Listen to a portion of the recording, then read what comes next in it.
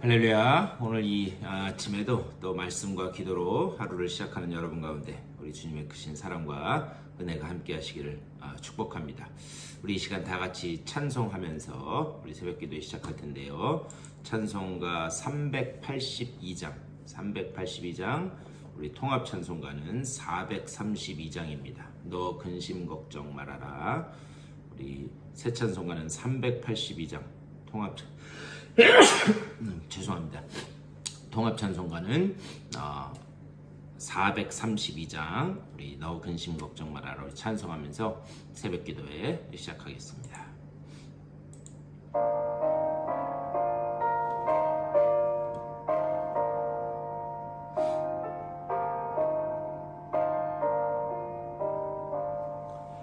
너 근심 걱정 말아라 주 너를 지키리 너는 날개 밑에 거하라 주 너를 지키리 주 너를 지키리 아무 때나 어디서나 주 너를 지키리 늘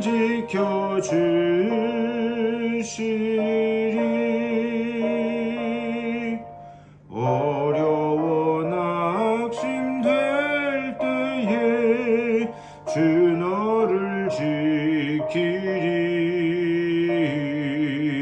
위험한 일을 당할 때 주 너를 지키리 주 너를 지키리 아무 때나 어디서나 주 너를 지키리 늘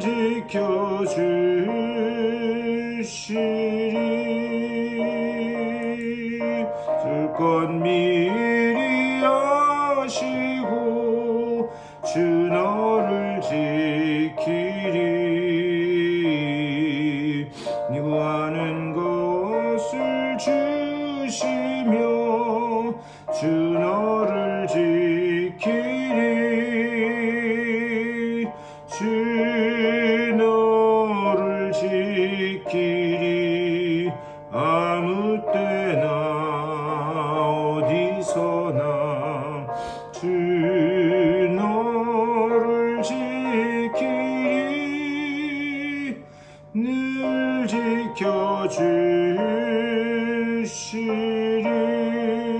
지켜주시리 어려운 시험 당해도 주 너를 지키리 구주의 품에 걸어 주 너를 지키리 주 너를 지키리 아무 때나 어디서나 주 너를 지키리 늘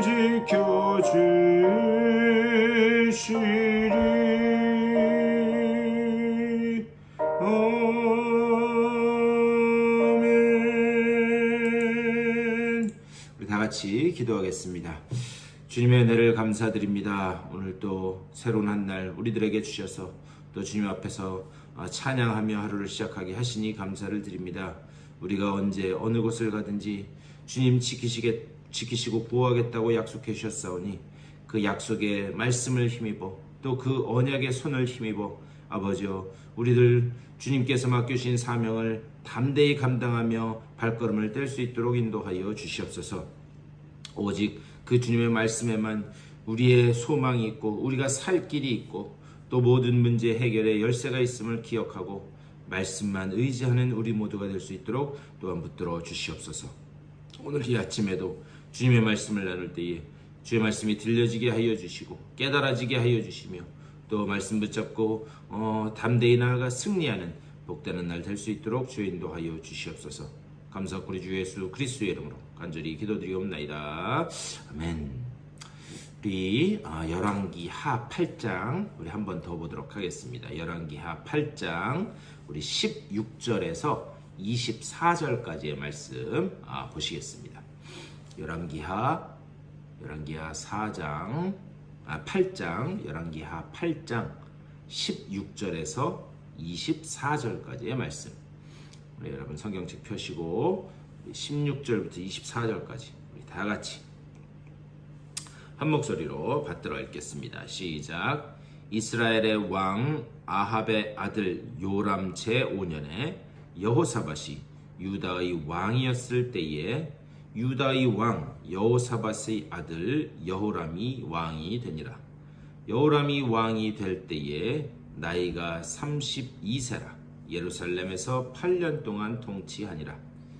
그가 이스라엘 왕들의 길을 가서 아합의 집과 같이 하였으니 이는 아합의 딸이 그의 아내가 되었습니다. 그가 여호와 보시기에 악을 행하였으나 여호와께서 그의 종 다윗을 위하여 유다 멸하기를 즐겨하지 아니하셨으니 이는 그와 그의 자손에게 항상 등불을 주겠다고 말씀하셨습니다. 여호람 때에 에돔이 유다의 손에서 배반하여 자기 위에 왕을 세운 고로 여호람이 모든 병거를 거느리고 사일로 갔더니 밤에 일어나 자기를 애워싼 에돔 사람과 그 병거의 장관들을 치니 이에 백성이 도망하여 각각 그들의 장막들로 돌아갔더라.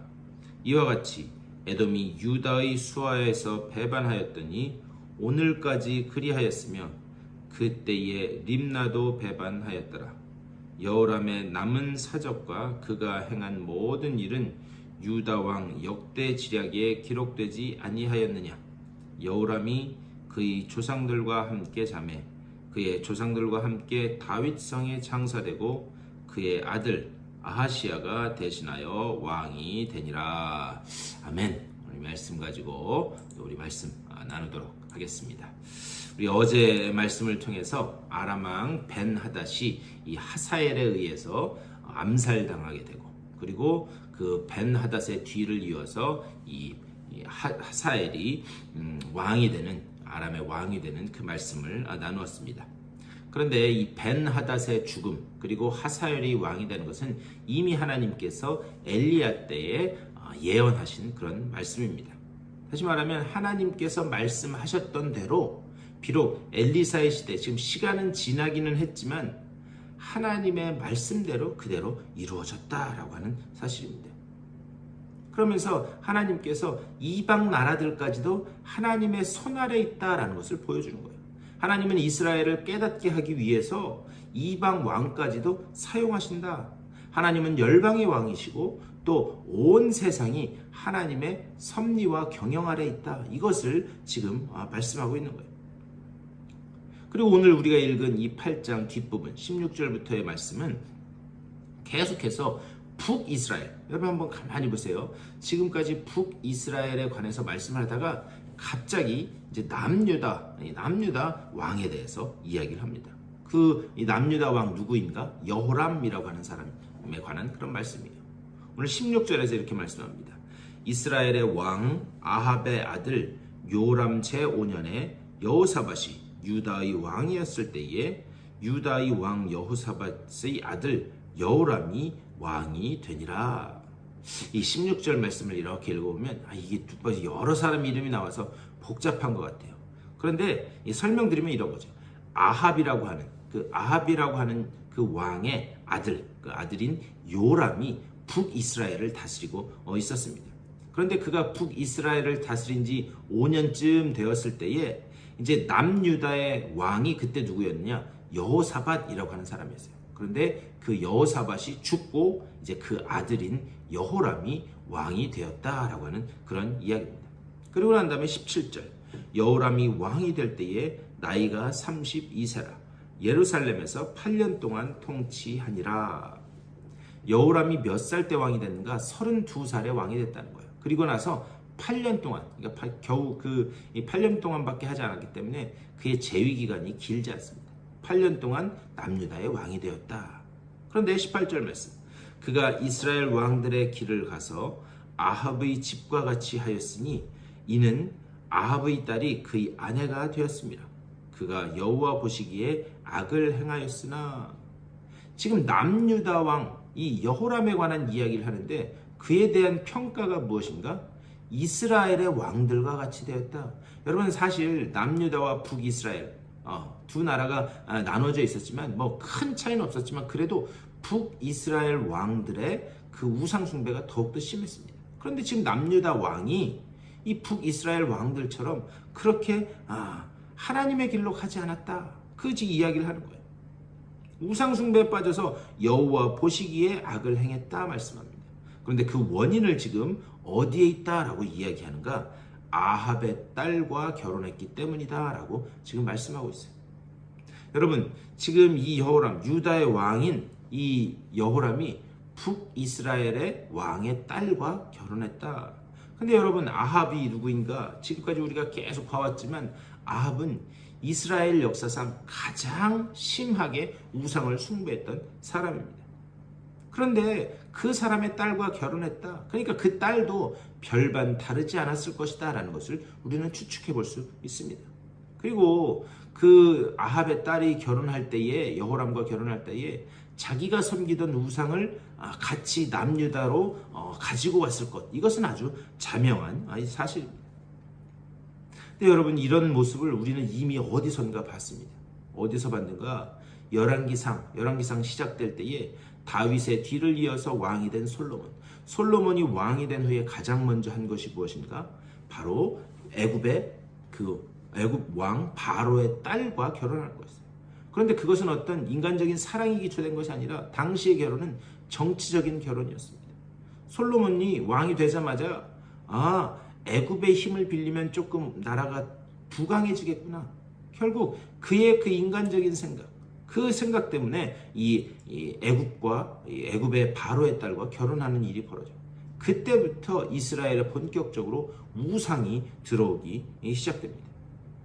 결국 하나님께서는 이스라엘 백성의 부르짖음을 들으시고 이스라엘 백성을 출애굽시키셨어요. 그런데 출애굽시키셨는데 솔로몬 때 다시 역으로 애굽으로 다시 기어 들어가는 이러한 형국이 되었다라고 보시면 됩니다.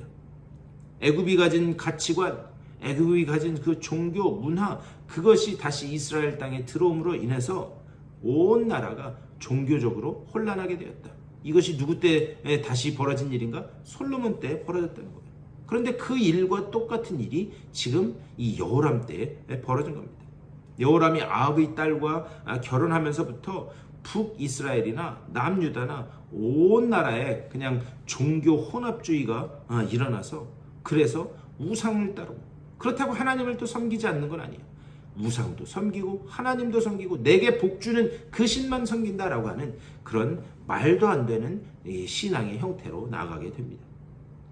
이 이야기도 결국 너희들이 요구했던 왕, 너희들이 요구해서 주어진 그 왕이 하는 짓이 어떤가, 그것을 한번 잘 봐라. 그것을 지금 말씀하고 있는 거예요.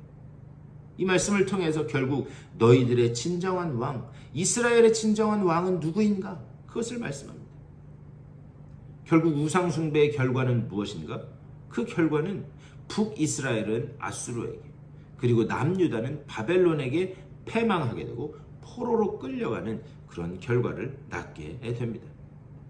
이 말씀을 드리는 이유가 있어요. 제가 계속 말씀드리지만 열왕기서의 그 독자들은 누구였는가? 그들은 바벨론의 포로로 끌려간 그런 백성들이었습니다. 그들을 위해서 기록된 책이에요. 그런데 그렇게 지금 포로로 끌려간 그들이 이 글을 읽을 때 어떤 심정이었겠는가? 한번 그것을 여러분 한번 마음속에 생각해 보셨으면 좋겠어요. 자신들이 포로로 끌려오게 된 원인이 어디 있는가? 그것을 계속해서 이런 이야기들을 통해서 말씀하고 계신 거예요. 근데 여기서 뜻모를 말씀 하나가 나옵니다. 19절 말씀이에요. 여호와께서 그의 종 다윗을 위하여 유다 멸하기를 즐겨하지 아니하셨으니 이는 그와 그의 자손에게 항상 등불을 주겠다고 말씀하셨음이더라. 여기 지금 이 말씀을 보면은 뭐라고 말씀하는가? 여기 이 말씀 중에 등불이라고 나와요. 이 여호람에 의한 그 우상 숭배 그리고 혼합주의, 그 결과는 패망밖에는 답이 없습니다. 오직 그 패망하는데 거기에만은 답이 없는데, 그런데 19절에서 다윗을 위하여 유다 멸하기를 즐겨하지 아니하셨으니, 그리고 나서 그와 그의 자손에게 항상 등불을 주겠다, 그렇게 말씀하고 계세요. 과연 이 등불의 의미가 무엇인가? 이 등불의 의미에 대해서 오늘 이 말씀과 똑같은 그런 말씀이 되어 있는 역대하 21장 7절 이하에 나와 있습니다. 여러분, 오늘 꼭 한번 역대하 그 21장 7절 말씀, 제가 읽어드리긴 하겠지만 오늘 이 19절 말씀과 한번 비교해서 한번 읽어보셨으면 좋겠어요. 역대하 21장 7절에서 이렇게 말씀합니다. 여호와께서 다윗의 집을 멸하기를 즐겨하지 아니하셨음은 이전에 다윗과 더불어 언약을 세우시고 또 다윗과 그의 자손에게 항상 등불을 주겠다고 말씀하셨음이더라, 이렇게 말씀해요.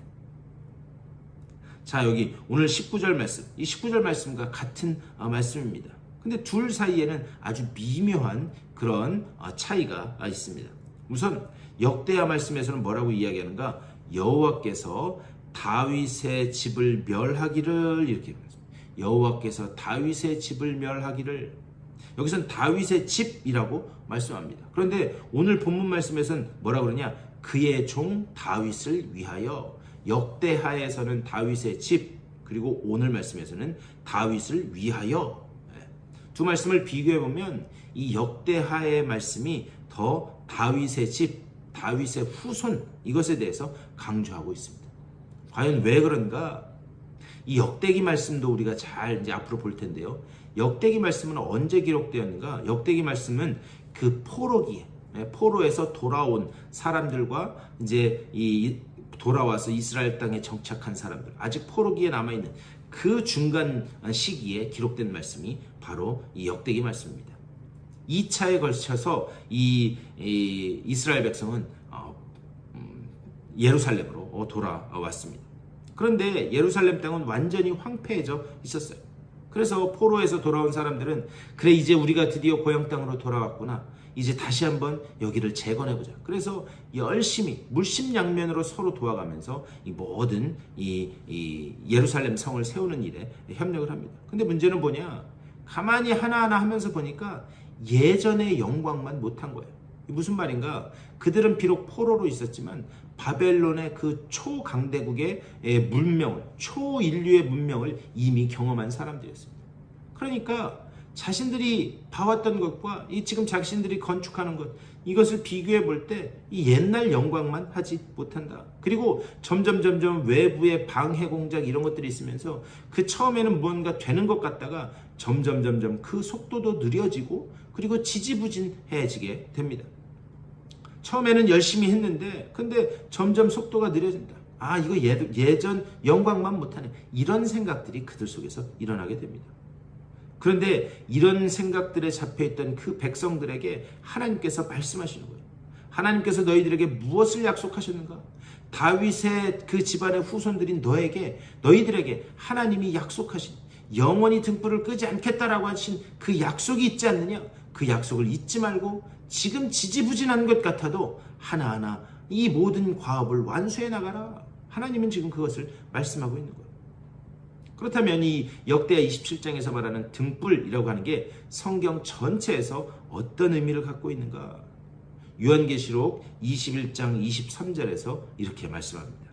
그 성은 해나 달의 비침이 쓸데없으니 이는 하나님의 영광이 비치고 어린 양이 그 등불이 되심이라, 이렇게 말씀해요. 다시 말하면 다윗의 등불, 그것은 무엇인가? 장차 이 절망스러운 하나님의 백성들을 고쳐내고 내가 그들을 구원하겠다. 그들을 구원하기 위해서 내가 반드시 메시아, 즉 예수 그리스도를 보내겠다. 그것을 꺼지지 않은 등불이라고 성경 전체에서는 말씀하고 있어요. 그 등불을 끄지 않겠다. 결국 이 등불의 약속을 통해서 하나님이 우리에게 하시는 말씀은 무엇인가? 우리가 아무리 칠흑 같은 어둠 속에 있을지라도, 비록 말씀을 떠난 불순종의 삶을 우리가 살고 있을지라도 하나님이 약속하시는 거예요. 뭐냐? 돌아오라. 돌아오기만 하라. 너희들이 돌아올 때에 내가 너희들을 구원할 모든 그런 준비를 다 하였다. 돌아오기만 하라. 그 등불을 내가 주겠다. 예수 그리스도를 통해서 내가 반드시 너희를 회복하겠다. 그 돌아오라는 말씀을 계속해서 하고 계시는 거예요. 우리가 아무리 절망 속에 놓인 그 시간에도 하나님은 그 언약의 등불을 끄지 않고 우리를 기다리고 계시는 줄 믿습니다.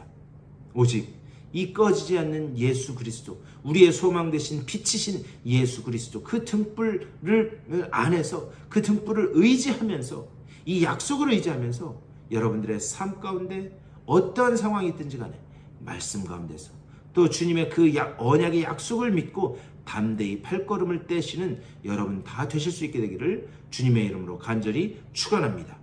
영원히 꺼지지 않는 그 등불 되시는 그 은혜 안에서 담대함을 가지고 오늘 하루도 승리하는 여러분의 삶 되시기를 또한 간절히 축원하고 축복합니다. 우리 말씀을 생각하면서 하나님, 우리의 소망 되신 예수 그리스도만 우리가 의지하게 하여 주시옵소서. 오직 말씀으로 다시 돌아와 약속하신 바 그 언약의 성취를 맛보는 우리의 삶이 되게 하여 주시옵소서. 기도하시고, 또 우리 교회를 위해서 아픈 분들, 특별히 우리 최철자 원사님 그 따님, 이제 이따 7시 반부터 수술이라고 하시더라고요. 제가 어제 저녁에 전화드리고 기도해드렸는데 아마 지금 병원 가 계실 텐데, 그 따님 수술을 위해서도, 또 수술 후에 회복하시는 분들, 아픈 분들 위해서 여러분들의 개인적인 기도의 제목들을 놓고 기도하시고 삶의 자리로 돌아가시도록 하겠습니다. 우리 다 같이 한 목소리로 기도하며 나아가겠습니다. 우리 주님의 크신 사랑과 은혜를 감사드립니다. 아버지, 오늘 이 아침에도 기도하며 말씀으로 하루를 시작하게 하시니 감사를 드립니다.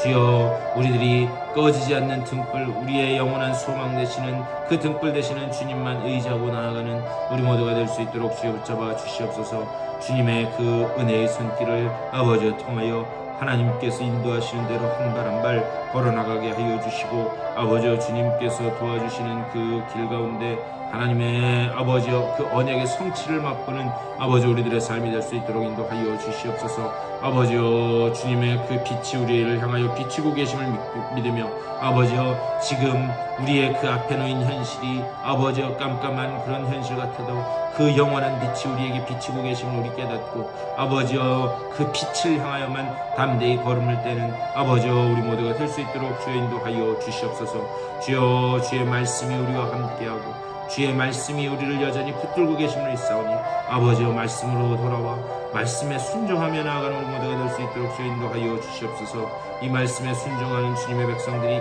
계속해서 아버지여 일어나게 하여 주시고, 아버지여 그 말씀의 백성들이 하나님을 영화롭게 하는 일에, 하나님 앞에 영광 올려드리는 일에 온전히 아버지여 쓰임받는 그 교회 될 수 있도록, 그런 백성들이 계속해서 모여드는 복된 교회 될 수 있도록 인도하여 주시옵소서. 아버지여, 수술을 앞두고 있는 귀한 딸이 있습니다. 또 스스로 회복하는 이들도 있습니다. 육체 질병으로 아버지여 괴로워하는 이들이 있습니다. 오늘 이 새벽에 한 분 한 분 찾아가 주시고 주의 능력의 오른팔로 안수하여 주셔서 온전한 회복을 허락하여 주시고, 아버지 정말 주님 주시는 그 놀라운 그 회복의 손길을 통하여 하나님 앞에 영광 올려드리는 귀한 역사가 나타날 수 있도록 주여 복의 복을 더하여 주시옵소서. 아버지여, 주님 앞에 나와 다시 예배하며 주님 앞에 영광을 올려드리는 그날이 어서 속히 올 수 있도록 주여 복 내려 주시되, 오늘 하루도 기도로 시작한 주님의 귀한 백성들입니다. 아버지여, 한 분 한 분 찾아가 주셔서 주님 주시는 위로하심으로 평안으로 능력으로 채워주셔서, 아버지 오늘도 주님 주시는 그 지혜의 말씀 붙잡고 승리하는 복된 자들의 삶이 될 수 있도록 주여 인도하여 주시옵소서. 주여, 주의 영광만 계속해서 드러나는 귀한 날 될 수 있도록 주여 인도하여 주시옵소서.